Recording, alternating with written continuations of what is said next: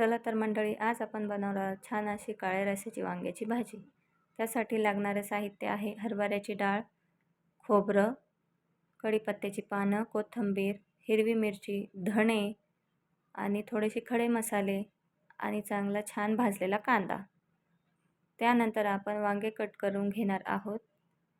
छान असे कट करून घ्यायचे आहे आणि त्यामध्ये मीठ भरायचं आहे, जेणेकरून आपले वांगे काळे पडणार नाही। पाणी टाकून आपलं स्वच्छ धुवून घेऊया। त्यानंतर आपण कढई ठेवून घेतलेली आहे, त्यामध्ये आपण घालणार आहोत वांगे आणि आपण 10 मिनिटासाठी झाकण ठेवून परतून घेऊया। त्यानंतर आपण मसाले छान असे परतून घेणार आहोत।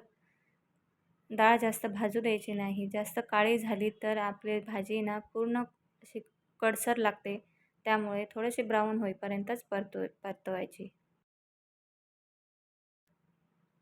आणि धणे आपण सर्व असं छान असं ब्राऊन होईपर्यंत आपण भाजून घेणार आहोत। खडे मसाले थोडे भाजले की छान असा खमंग वास येतो।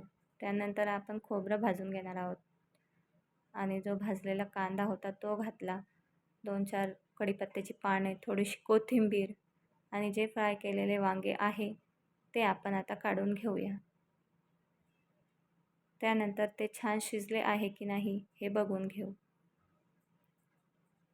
त्यानंतर आपण कढई ठेवून त्यामध्ये ग्राइंड केलेला मसाला टाकू आणि छान होऊ देऊ।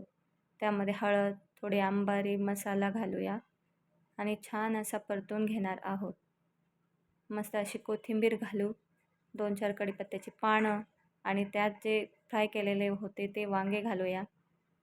त्यामध्ये घालूयात, आता झाकण ठेवून होऊ देऊया त्याला 10 मिनिटे। त्यामध्ये घालूया मीठ आणि छान असं परतून घेणार आहोत।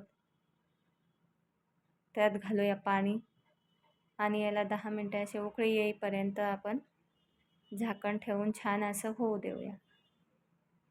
उकळी आल्यानंतर छान अशी आपली रस्सा भाजी तयार आहे। माझ्या व्हिडिओला लाईक आणि सबस्क्राईब करायला विसरू नका। थँक्यू।